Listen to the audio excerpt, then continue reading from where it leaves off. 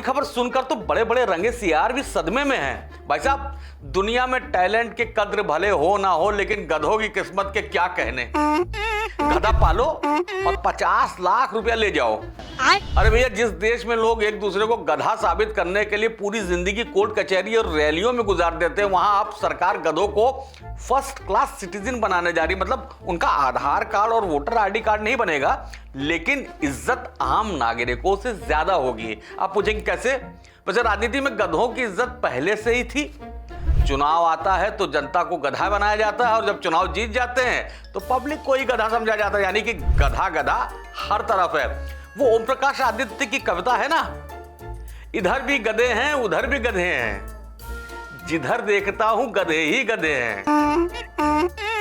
एक और पंक्ति सुनिए जो आपको हमारी इस खबर में भी नजर आएगी।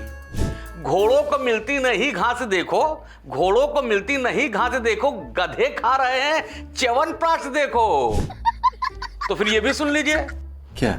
जो खेतों में दिखे वो फसली गधा है, जो खेतों में दिखे वो फसली गधा है, जो माइक पे चीखे वो असली गधा है। क्या बात है सर। लेकिन अब तो राजनीति की परिभाषा बदल रही। पहले नेता कहते थे हम गधे की तरह काम करेंगे, अब कहेंगे हम गधों के लिए काम करेंगे। सोचिए किसी राज्य में गधा विकास प्राधिकरण यानी जीडीए बन जाए तो वहां का चेयरमैन कौन होगा? वही जो सबसे बड़ा। अरे कहना क्या चाहते हो? समझ गए ना? नहीं। लेकिन करोड़ों रुपए मिलेंगे सीमेंट स्टेशन और ब्रीडिंग सेंटर के लिए। अब तो नेताओं में होड़ मचेगी कि हमारे राज्य का गधा सबसे लोकतांत्रिक है। अच्छा। और देखिए, बाबा रामदेव तो गधी का दूध पीकर उसे स्वादिष्ट बता भी चुके हैं। क्या बात कर रहे हैं?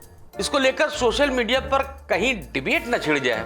विपक्षी नेता कह रहे हैं ये गधों की साजिश है, सत्ता पक्ष कह रहा है ये आत्मनिर्भर भारत की नई पहचान है। देखा आपने लापरवाही। यूपी बिहार में तो मुहावरा है गधे के सिर से सींग गायब होना, लेकिन अब तो गधे के सर पर सब्सिडी का ताज है।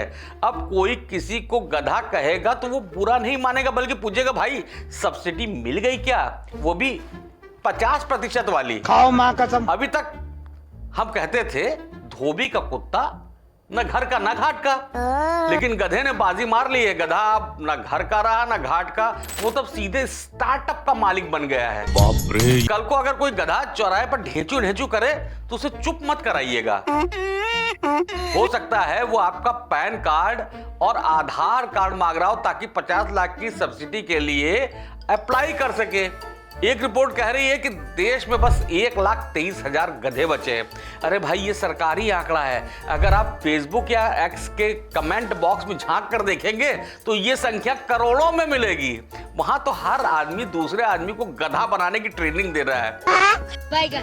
तो कुल मिलाकर बात यह है कि अब गधा मजदूरी आउटडेटेड हो गई है।